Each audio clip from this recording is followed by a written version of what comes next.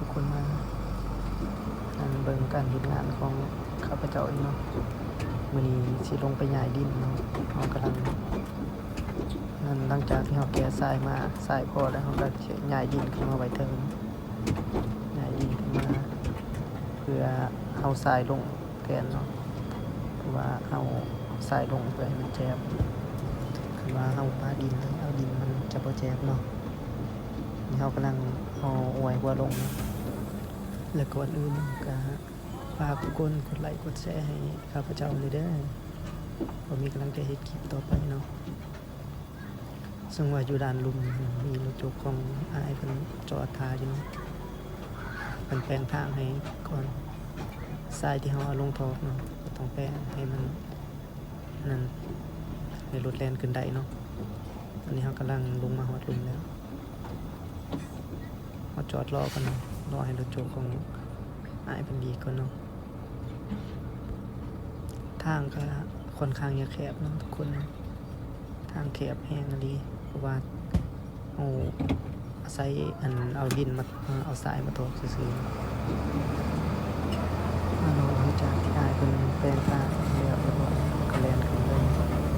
ทางก็แคบเนาะทุกคนแต่ว่าเราก็คอยไปเอาเนาะเฮาสิไปทางเนาะทางนาไปเลยเนาะว่าดินเฮาสิตักเอาทางนาใหญ่ดินออกเนาะแล้วเฮาสิเอาทรายลงแทนเนาะใหญ่ดินส่วนนี้ออกมาเปิดเพราะว่าดินส่วนนี้มันเป็นดินเก่าดินเก่า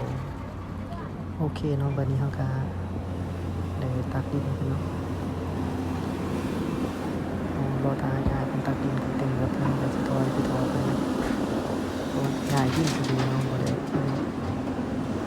เอาไปถอไก่เนาะถอยไปแดดก็แดดตรงนี้เนาะอากาศค่อนข้างร้อนเลยแต่ว่าจนเรือนี่อาบโตเลยเนาะ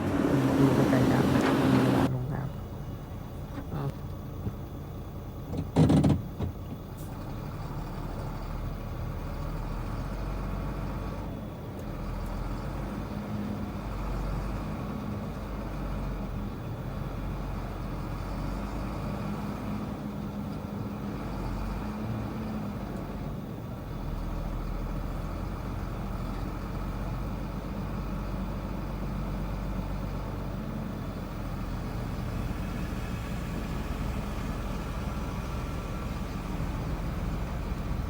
คอยถอยไปเนาะเพราะว่าด้านล่างก็มีรถจกของอ้ายเพิ่นเนาะ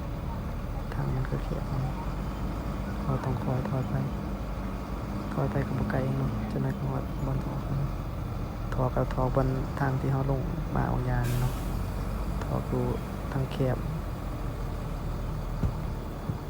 เฮ็ดกันเจือนมีหลายขั้นตอนเนาะหลายขั้นตอนแฮงอันนี้นี่เฮาก็ฮอดจุดบนที่เฮาสิถอกกันเนาะ